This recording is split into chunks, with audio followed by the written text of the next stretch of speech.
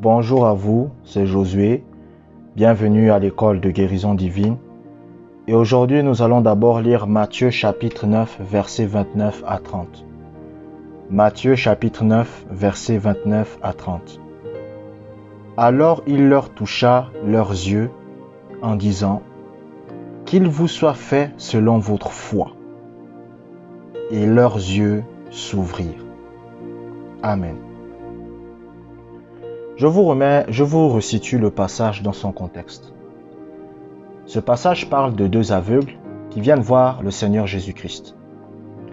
Et ils disent au Seigneur Jésus-Christ que nous voulons recouvrer la vue, nous voulons retrouver la vue. Et le Seigneur va dire, croyez-vous que je sois capable de faire cela? Regardez la question de Jésus. Il dit, croyez-vous que moi, je sois capable de faire ce que vous êtes en train de me demander? Et ils vont dire, nous croyons que tu peux le faire. Et Jésus va dire, qu'il vous soit fait selon votre foi. Est-ce que vous comprenez? Donc, la guérison divine, c'est votre responsabilité. En d'autres termes, ils sont venus devant Jésus. Jésus leur a dit, c'est vrai que je veux la guérison pour vous, mais vous avez votre part de responsabilité dans votre guérison. La Bible dit que Dieu a tout accompli. Quand vous lisez par exemple Éphésiens, parce que vous savez, les épîtres de Paul ont été faits par section. Il y a des épîtres de Paul, vous voyez que quand il écrivait, il parlait à des bébés dans le Seigneur. Par exemple, quand vous lisez les Corinthiens, 1 Corinthiens et 2 Corinthiens, il parlait à des bébés spirituels. C'était des bébés. Est-ce que vous comprenez? Mais quand vous voyez que Paul s'adresse aux Éphésiens, il s'adresse à des matures. C'est pour ça, si vous lisez le livre de Éphésiens, ce n'est pas la même chose que Corinthiens. Donc Corinthiens, il leur dit, arrêtez de vivre selon la chair, arrêtez de faire ceci, arrêtez de faire cela. Ne savez-vous pas que votre corps est le temple du Saint-Esprit? Tout ça. Vous voyez? Galates aussi, c'est la même chose. Le livre de Galates, les Galatiens aussi, c'était des immatures. Il va dire les œuvres de la chair. Laissez les œuvres de la chair. Marchez selon l'esprit. Est-ce que vous comprenez? Mais Éphésiens, c'est un livre pour les matures spirituels. Parce que quand vous lisez le livre d'Éphésiens, il dit, vous avez été bénis, vous avez la domination, vous êtes assis avec Christ. Vous comprenez? Parce que c'était pour les matures. Vous comprenez? Donc, maintenant dans le livre d'Éphésiens, l'apôtre Paul va dire quoi? L'apôtre Paul va dire, Dieu nous a bénis de toutes sortes de bénédictions spirituelles dans les lieux célestes en Christ. Donc ça veut dire que Dieu a tout fait. Ça veut dire que Dieu a tout fait pour nous. Maintenant, c'est à nous de retirer la bénédiction que Dieu nous a déjà donnée. Et parmi ces bénédictions se trouve quoi? La guérison. Vous savez, c'est comme quand vous faites un monogramme à quelqu'un. J'aime toujours prendre cet exemple parce que c'est un exemple facile à comprendre. Lorsque vous faites un monogramme à quelqu'un, vous lui faites un monogramme. C'est maintenant à la personne de retirer l'argent. Ce n'est pas encore à vous, est-ce que vous comprenez, de retirer l'argent à sa place. C'est à lui de le faire. Donc, lorsque vous êtes un chrétien, lorsque vous êtes un enfant de Dieu, Dieu vous a déjà donné la guérison. Dieu vous a déjà donné la bonne santé.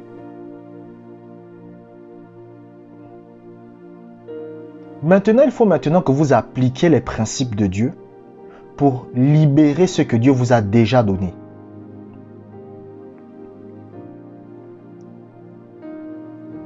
La guérison divine, c'est votre responsabilité. La guérison divine, ce n'est pas la responsabilité de Dieu, parce que Dieu a déjà fait ce qu'il fallait faire. La Bible dit dans 1 Pierre chapitre 2 verset 24 que par ses meurtrissures nous avons été guéris. Donc Dieu a déjà fait ce qu'il fallait faire. Dieu a déjà accompli tout ce qu'il fallait accomplir. C'est maintenant à vous de prendre ce qui vous appartient déjà. Comment la femme à la perte de sang a obtenu sa guérison? Parce qu'elle a compris que la guérison de son corps elle avait une responsabilité dans la guérison de son corps. La Bible dit qu'elle est venue par derrière. Elle a touché le bord du vêtement de Jésus et elle a été guérie. Sans même la permission de Jésus, s'il vous plaît. Elle n'a pas eu besoin de la permission de Jésus. Elle n'a pas dit à Jésus, guéris-moi. Elle n'a pas dit à Jésus, prie pour moi. Elle n'a pas dit à Jésus, impose-moi les mains. Elle est simplement venue par derrière. Elle a touché le bord du vêtement de Jésus. Et pouf, elle a été guérie. Et Jésus l'a regardée.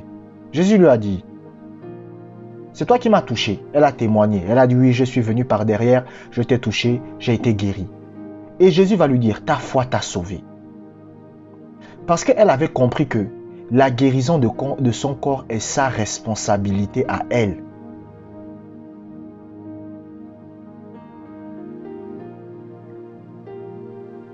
Vous savez, c'est ce que les chrétiens n'arrivent pas à comprendre. La plupart des chrétiens aujourd'hui, nous aimons mettre la responsabilité de nos erreurs sur Satan. Nous aimons mettre la responsabilité de nos échecs sur Dieu. Alors que c'est d'abord nous le problème. Satan ne peut pas vous empêcher d'obtenir votre guérison. Satan ne peut pas vous empêcher d'obtenir votre guérison.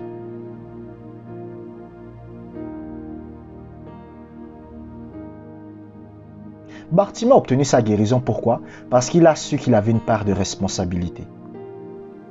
La femme à la perte de sang a obtenu sa guérison, pourquoi? Parce qu'elle a su qu'elle avait une part de responsabilité. C'est comme à l'école. Quand vous êtes devant le professeur à l'école, la responsabilité du professeur, c'est de vous donner ce qu'il faut faire pour réussir. Lorsque vous êtes devant le professeur de mathématiques, moi, je n'aimais pas du tout les maths. Moi, je n'aimais pas les maths. Mais lorsque vous êtes devant le professeur de mathématiques, et le professeur de mathématiques commence à vous enseigner, sa responsabilité, c'est de vous donner les clés qui vont vous permettre de réussir à l'examen. Et votre responsabilité, c'est d'appliquer ça. C'est ça qu'on appelle la formation. Et c'est ce dont Dieu nous parle ici. Donc, Dieu vous a déjà guéri, Dieu vous a déjà délivré. Maintenant, c'est à vous d'appliquer les principes de la guérison divine pour guérir votre corps.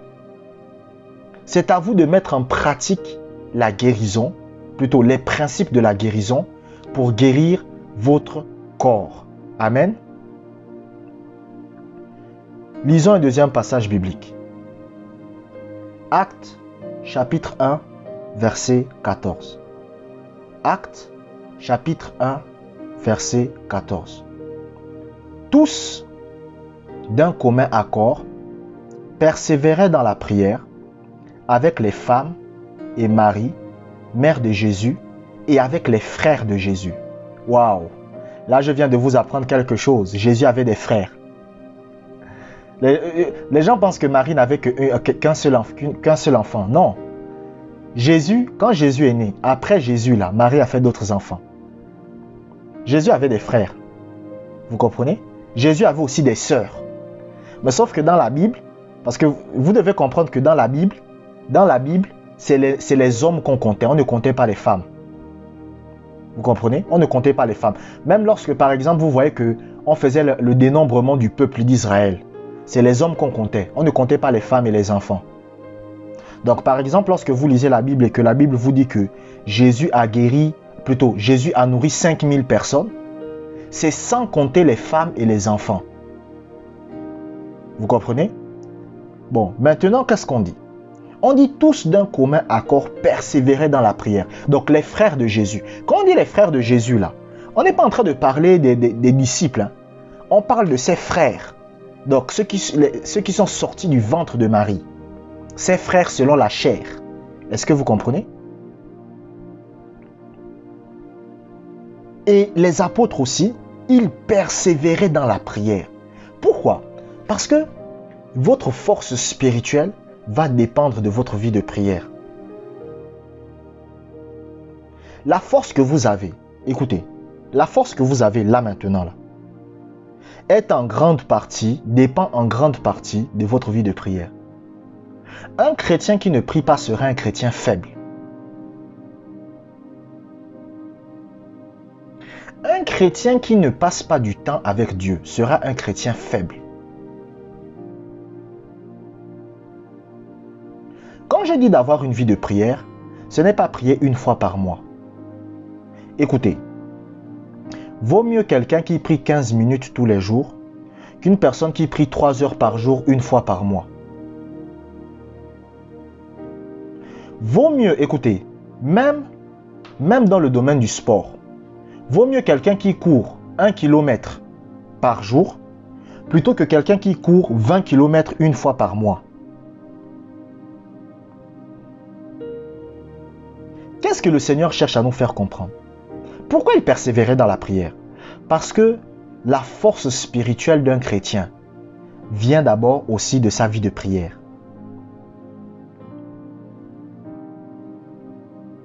Si vous ne priez pas, vous serez faible.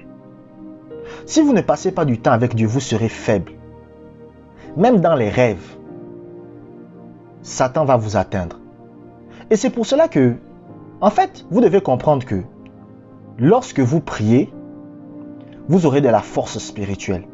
Et lorsque vous allez maintenant confesser votre guérison, vous libérez cette force spirituelle. Est-ce que vous comprenez? Parce que le problème, c'est qu'il y a des chrétiens qui déclarent la guérison. Il y a des chrétiens qui confessent la guérison. Mais le problème, c'est que leurs confessions n'ont aucune puissance. Pourquoi leurs confessions n'ont aucune puissance? C'est parce qu'ils n'ont pas suffisamment de vie de prière.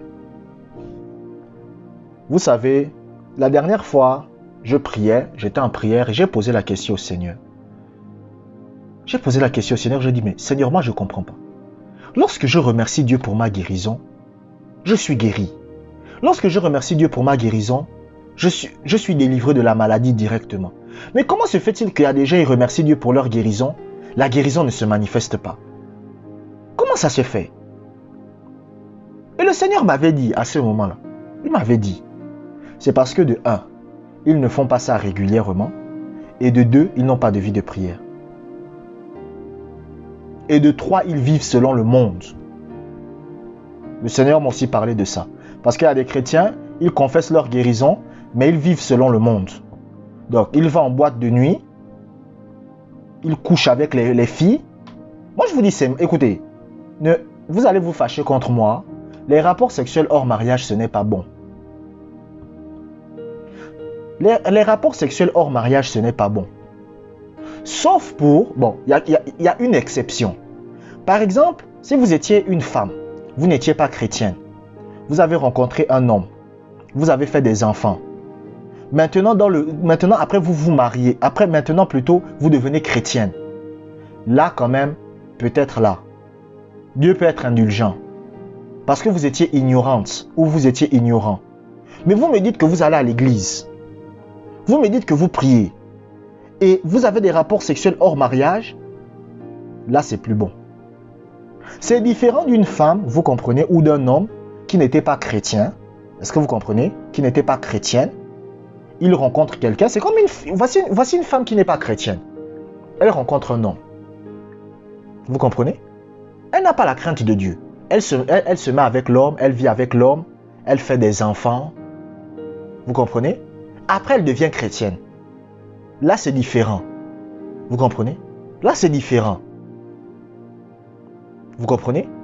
Mais quelqu'un qui me dit qu'elle est chrétienne, les femmes qui me disent « Oh, moi je suis chrétienne depuis que j'ai l'âge de 15 ans. » Vous rencontrez un homme. Vous avez des rapports intimes avec lui et vous n'êtes pas marié. Vous mettez dans les problèmes.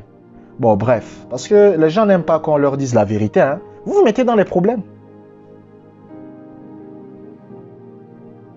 Donc, il y a des chrétiens qui vivent selon le monde. C'est-à-dire, ils ont des copains, ils ont des copines. C'est pour ça que leur confession n'a aucune puissance. C'est-à-dire qu'ils confessent la guérison, mais ça n'a aucune puissance. Pourquoi? Parce qu'ils vivent selon le monde. Est-ce que vous comprenez? Vivre selon le monde empêche à la puissance du Saint-Esprit d'agir. Donc, si vous confessez votre guérison, mais que vous vivez comme les gens du monde, est-ce que vous comprenez? Ça ne marchera pas. Est-ce que vous comprenez? abonnez-vous pour des prochaines vidéos. Que la grâce du Seigneur soit avec vous.